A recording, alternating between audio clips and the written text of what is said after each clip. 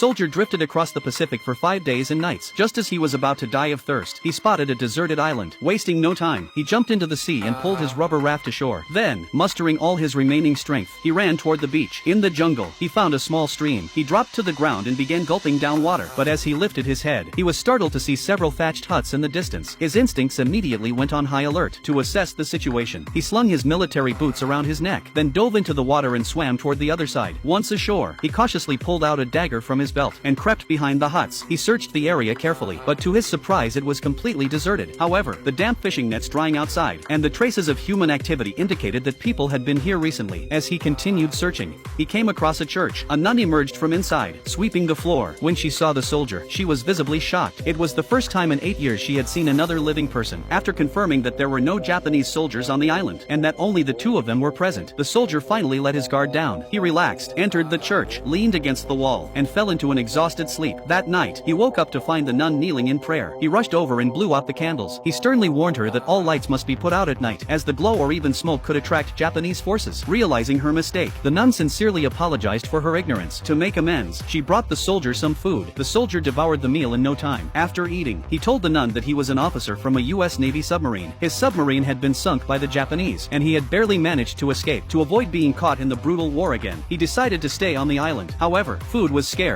Having received wilderness survival training, the soldier volunteered to take charge of finding food. He chopped down bamboo and sharpened it into spears, then took the nun to the beach. They paddled out to sea in the rubber raft to catch fish. Before long, they spotted a sea turtle. Rowing with all their might, they silently approached the turtle. The soldier grabbed his handmade tool and looped it around the turtle's neck. Just as he turned back to proudly show off his catch, the turtle suddenly thrashed with immense strength, yanking the soldier off the raft and dragging him into the sea. Terrified, the nun quickly grabbed the oars and paddled frantically to chase after him.